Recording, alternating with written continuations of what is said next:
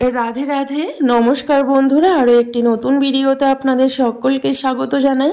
কেমন আছেন সবাই? আশা করি সবাই ভালো আছেন, সুস্থ আছেন। আর রাধারানীর কৃপায় আমরাও খুব ভালো আছি। তো আজকে আমরা সবাই মিলে যাচ্ছি সূর্যকুণ্ডে।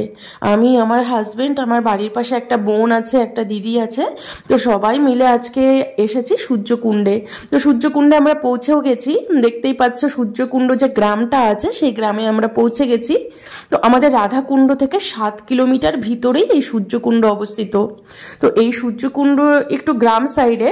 তো এই সূর্যকুণ্ডেই রাধারানী প্রতিদিন সূর্য পুজো করতে আসেন। বেশি দূরে না, রাধাকুণ্ড থেকে প্রায় 7 কিলোমিটারই হবে। তো যাই হোক, তো এই সূর্যকুণ্ডে সিদ্ধ শ্রী শ্রী মধুসূদন দাস বাবা ভজন করতেন। সিদ্ধ বাবা ছিলেন তিনি। তো সিদ্ধ বাবা এখানেই থাকতেন, এখানেই তার ভজন কুঠিয়া ছিল, এখানেই তিনি ভজন করেছেন। এই সূর্যকুণ্ডেই তিনি সাধনা সিদ্ধি লাভ করেছেন।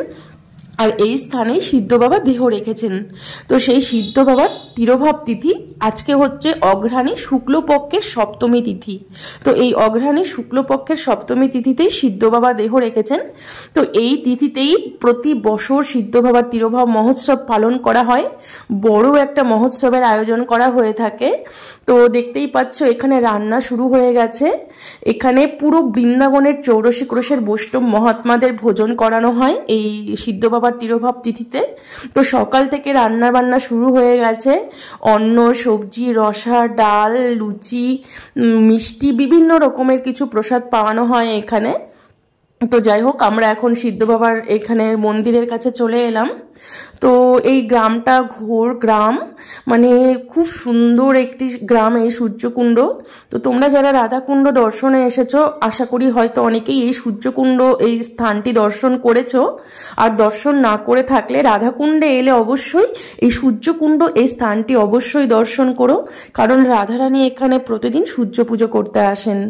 তো যাই হোক, আমরা মন্দিরের কাছে এলাম। এবার সিদ্ধ বাবার মন্দিরে সিদ্ধ বাবার সমাধি আছে। আজকের এই তিথিতেই সিদ্ধ বাবা যেহেতু দেহ রেখেছিলেন, তো তার সমাধি মন্দিরেই তাকে মালা অর্পণ করতে হয়, তার চরণে ফুল অর্পণ করতে হয়। তো এই সিদ্ধ বাবার তিথিতে যদি সিদ্ধ বাবার সমাধিস্থলে এসে সিদ্ধ বাবার মহোৎসবে যোগদান করা হয়, তাহলে সিদ্ধ বাবার কৃপা লাভ হয়। এই আশা নিয়েই আমরা প্রত্যেক বছর অপেক্ষা করে থাকি এই দিনটার জন্য, যে কবে সিদ্ধ বাবার তিরোভাব তিথি দিনটি আসবে, আমরা সিদ্ধ বাবার কাছে যাব, সিদ্ধ বাবাকে মালা চড়াবো, সিদ্ধ বাবার কৃপা লাভ করব। এই আশা নিয়েই প্রত্যেক বছর এই তিথিতেই হাজার হাজার বৈষ্ণব ভক্তবৃন্দের সমাগম হয় এই সূর্যকুণ্ডে। শুধু রাধাকুণ্ডে নয়, বৃন্দাবন, বর্ষানা, পুরো বৃন্দাবন 84 ক্রোশের মহাত্মারা আজকে সকলেই একত্রিত হন এই মহোৎসবে। তো দেখতেই পাচ্ছ আমরা এখন চলে এসেছি, কিন্তু সিদ্ধ বাবার দর্শন করতে পারিনি এখনো পর্যন্ত। জানি না পরে কি হবে।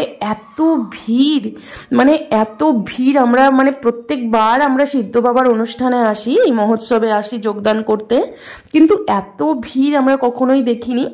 তো সিদ্ধ বাবার তো দর্শন হলো না, তো ভাবলাম সূর্যকুণ্ডটা পরিক্রমা লাগিয়ে আসি। তাই আমি আমার যে বোনটাকে সাথে নিয়ে এসেছি, তো আমরা 2-3 জন মিলে আমরা এখন সূর্যকুণ্ড পরিক্রমা লাগাচ্ছি। তো এই হচ্ছে সূর্যকুণ্ড, পুরো ঘাটটাকে কত সুন্দর করে বাঁধিয়ে দিয়েছে।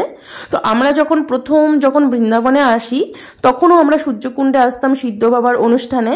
তখন কিন্তু সূর্যকুণ্ড এরকম সুন্দর করে ঘাট বাঁধানো ছিল না, তখন একটু মানে নদীর মতো ছিল, এরকম ঘাট বাঁধানো, পুরো ঘাটটাকে মানে পরিক্রমা দেওয়ার রাস্তা এসব কিচ্ছু ছিল না। এটা তো নতুন তৈরি করা হয়েছে, 1 বছর হলো। তো খুব সুন্দর একটি স্থান এই সূর্যকুণ্ড। তো আমরা পুরো সূর্যকুণ্ডটাকে পরিক্রমা করে সূর্যকুণ্ডের জলে আচমন করে সূর্যকুণ্ডের জল মাথায় নিয়ে তারপরে আমরা আবার এলাম মন্দিরে, দেখি সিদ্ধ বাবার দর্শন হয় কিনা।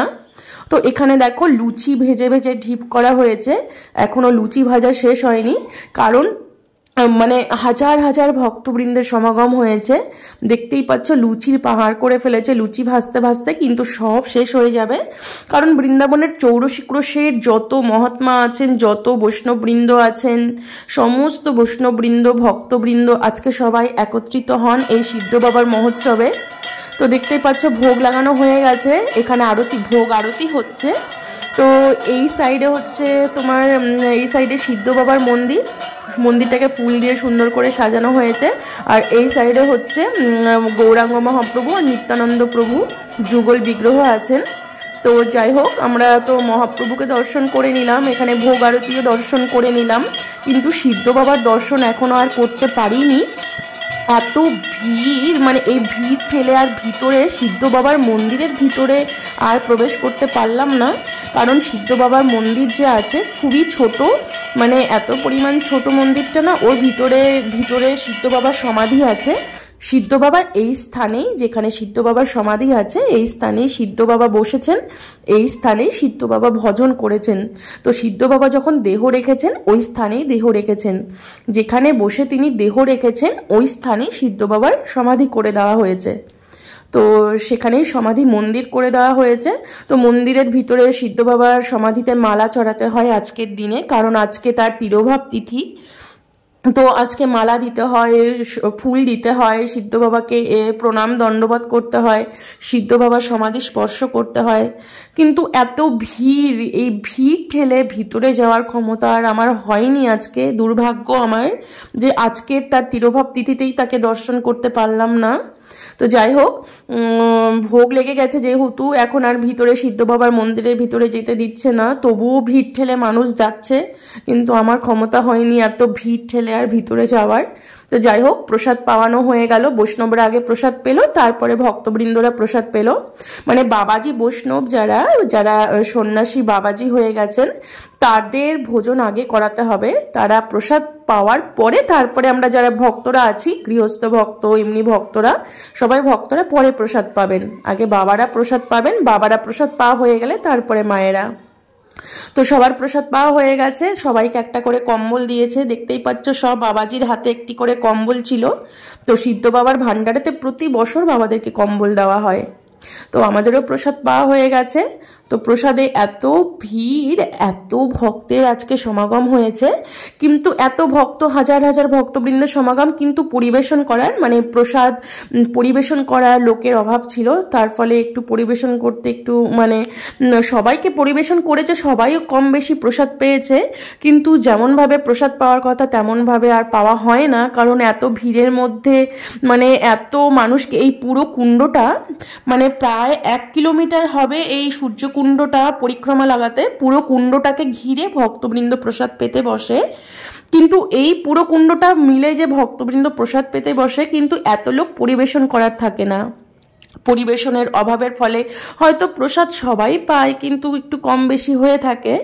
তো যাই হোক, তো সিদ্ধ বাবার দর্শন তো আর পেলাম না, প্রসাদ পেয়ে আমরা চলে এলাম বাড়িতে, কিন্তু মনটা মানছেই না, কারণ যেহেতু সিদ্ধ বাবার দর্শন করতে পারিনি, সিদ্ধ বাবাকে মালা চড়াতে পারিনি।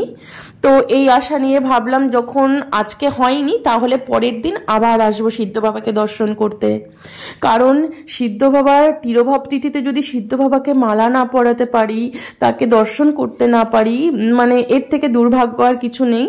কিন্তু কি করব, প্রচণ্ড ভিড় ছিল, হয়নি, কিন্তু মনটা ভীষণ খারাপ ছিল সিদ্ধ বাবার দর্শন হয়নি জন্য। তো এই আশা নিয়ে পরের দিন আবার আমরা এসেছি সূর্যকুণ্ডে, আমি আর আমার হাজব্যান্ড, আমরা দুজনেই এসেছি, পরের দিন আর কাউকে সাথে নিয়ে আসিনি। তো যাই হোক, তো আবার সকালবেলা উঠেই আগে বাড়িতে আমার ঠাকুর সেবা ছিল, ঠাকুর সেবা করে নিয়েই আমরা দুজন বেরিয়ে পড়েছি সিদ্ধ বাবার দর্শন করতে, কারণ কালকে তো হয়নি, এই জন্য পরপর দুদিনের ব্লগ একসাথে করে আমি ভিডিও ছাড়ছি। তো যাই হোক, তো এখন মন্দিরে চলে এলাম।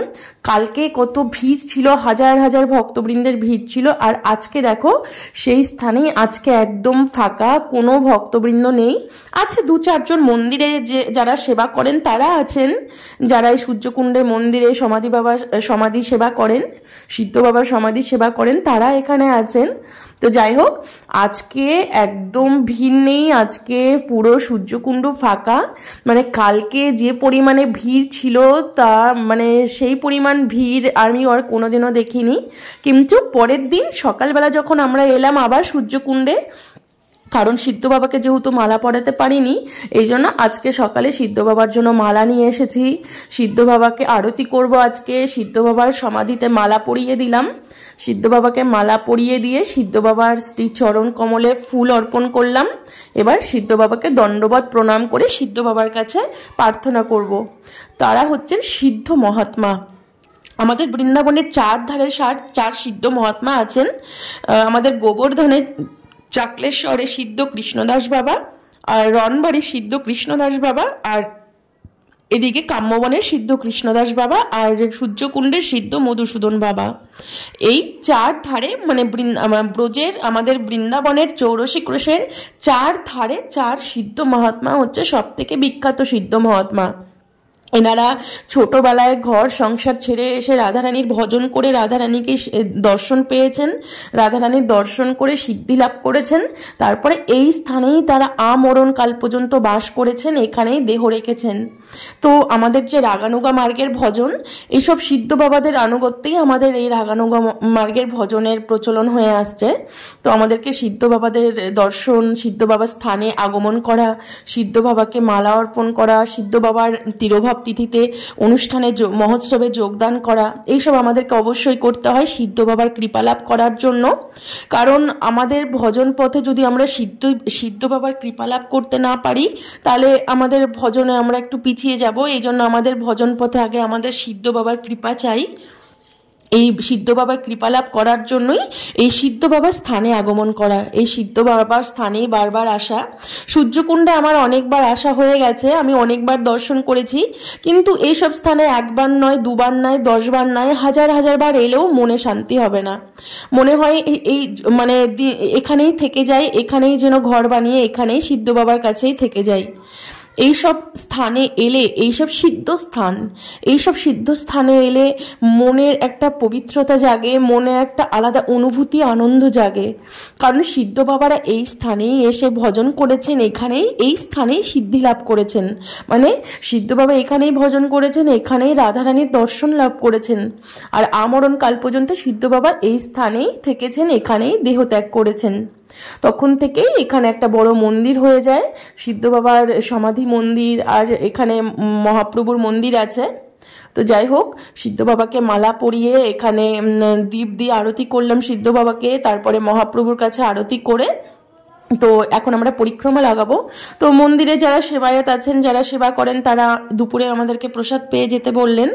তো দেখো, সিদ্ধ বাবার কৃপা আছে, সিদ্ধ বাবার কালকেও আমরা প্রসাদ পেয়েছি, আজকেও সিদ্ধ বাবার প্রসাদ পাবো। আমরা বাড়ি থেকে যখন বেরিয়েছি তখন আশা করিনি যে আজকে আর সিদ্ধ বাবার প্রসাদ পাবো, কিন্তু সিদ্ধ বাবার কৃপা দেখো, মানে সিদ্ধ বাবার কৃপাতে আজকেও প্রসাদ পেতে বলেছে আমাদেরকে এখানে, আজকেও আমরা সিদ্ধ বাবার প্রসাদ পাবো। তো যাই হোক, তো আমরা বললাম যে আগে সূর্যকুণ্ড পরিক্রমা করে আসি। তো কালকে সূর্যকুণ্ড পরিক্রমা করেছি, কিন্তু আজকেও আবার সূর্যকুণ্ড পরিক্রমা করছি। তো দেখতেই পাচ্ছ সূর্যকুণ্ডটাকে কত সুন্দর করে বাঁধানো হয়েছে। তো কালকে এত ভক্তবৃন্দের ভিড় হয়েছিল না, সব ভক্তবৃন্দ এই সূর্যকুণ্ডের পাড় দিয়ে, পুরো সূর্যকুণ্ড প্রায় 1 কিলোমিটারের মতো হবে এই পরিক্রমা, পুরো সূর্যকুণ্ডের পাশ দিয়ে সব লোক বসে গেছিল প্রসাদ পেতে, সব ভক্তবৃন্দরা প্রসাদ পেতে বসে গেছিল। তো যাই হোক, আমরা সূর্যকুণ্ড পরিক্রমা দিতে দিতে পরিক্রমাতেই সূর্য মন্দির, যে মন্দিরে রাধারানী প্রতিদিন সূর্য পুজো করতে আসেন। তো রাধারানী যখন শ্বশুর বাড়িতে থাকেন যাবটে, কিংবা যখন বাপের বাড়িতে থাকেন বর্ষানাতে, যখন বর্ষানায় থাকেন তখন বর্ষানা থেকে আসেন, যখন যাবটে থাকেন তখন যাবট থেকে প্রতিদিন এই সূর্যকুণ্ডে সূর্য পুজো করতে আসেন। তো রাধারানী কিন্তু প্রতিদিন সূর্য পুজো করতে আসেন। তো সকাল 10:30 থেকে 11টার মধ্যে রাধারানী বর্ষানা থেকে হোক আর যাবট থেকে হোক বেরিয়ে পড়েন। বেরিয়ে পড়ে প্রথমে কুসুম সরোবরে আসেন, গোবর্ধন হয়ে সূর্যকুণ্ডে কুসুম সরোবরে এসে কুসুম সরোবর থেকে ফুল উঠিয়ে নিয়ে সূর্যকুণ্ডে আসেন। সূর্যকুণ্ডে সূর্য পূজার থালি সব কিছু রেখে আবার রাধাকুণ্ডে গিয়ে লীলা করেন। তারপরে দুপুর যখন 3টা বাজে তখন এসে সূর্য পুজো করে আবার ঘরে চলে যান। তো যাই হোক, সূর্য মন্দিরে সূর্যদেবকে দর্শন করে এলাম। এখানে দেখছি মাছকে আটা খাওয়াচ্ছে। এই সূর্যকুণ্ডে এত বড় বড় মাছ আছে, তো দেখতেই পাচ্ছ মাছগুলো কিলবিল করছে। আর এই দুটো দাদা, এরা গ্রামের, এই সূর্যকুণ্ডে গ্রামেরই, এরা প্রতিদিন নিয়ম করে এই মাছগুলোকে আটা খাওয়ায়। এখানকার ব্রজবাসীরা কিন্তু খুব মাছের সেবা করে। আর এই মাছগুলো এখানে সেফটি কত, এই মাছগুলোকে এখানে এরা প্রতিদিন নিয়ম করে গোটা গ্রামের মানুষ আটা খাওয়ায়, মাছগুলোকে খাওয়ার দেয়।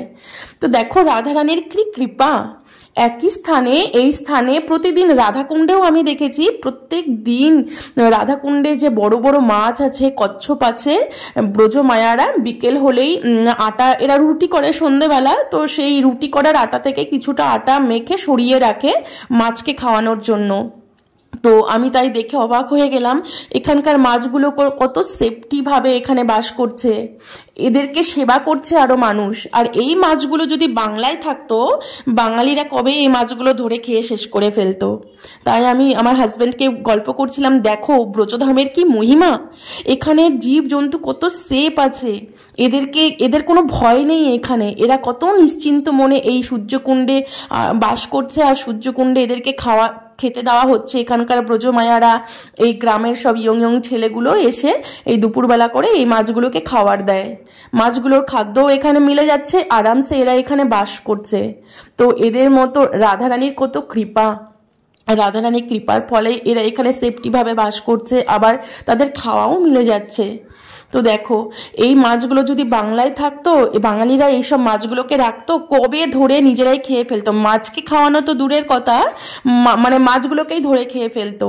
তো দেখো ব্রজধামের কত মহিমা, কত রাধারানীর কৃপা এখানে। তো দেখো এখানে আরেকজন এসে সূর্যকুণ্ডে এরা মুড়ি খাওয়াচ্ছে মাছকে। তো যাই হোক, ওখান থেকে এসে আমরা প্রসাদ পেয়ে নিলাম, সবাই আমাদের এখানে প্রসাদ পেয়ে যেতে বলেছিল। সবাই এই মন্দিরে যারা সেবায়ত আছে সবাই আমাদেরকে চেনে, আমাদের রাধাকুণ্ডেরও কিছু মহাত্মা আছেন।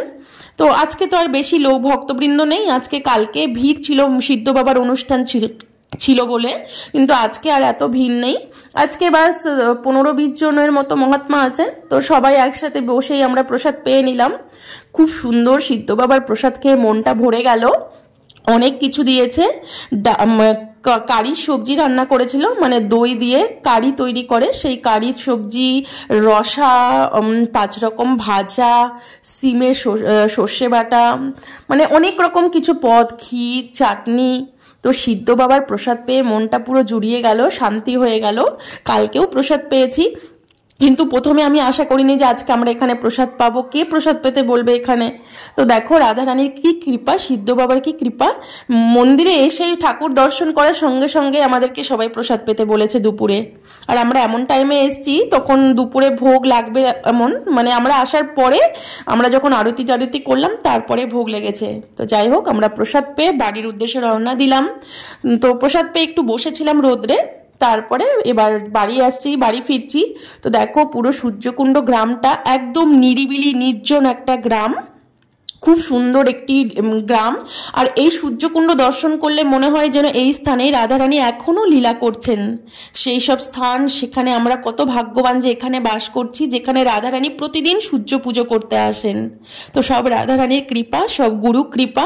খুব সুন্দর একটি গ্রাম। তো আপনারা যদি কোনোদিন কেউ রাধাকুণ্ড দর্শনে আসেন তো সূর্যকুণ্ড অবশ্যই দর্শন করবেন, কারণ এখানে রাধারানী প্রতিদিন আগমন করেন সূর্য পুজো করতে। তো যাই হোক, আজকের ভিডিওটা এখানেই শেষ করছি, আবার দেখা হবে পরের ভিডিওতে। রাধে রাধে।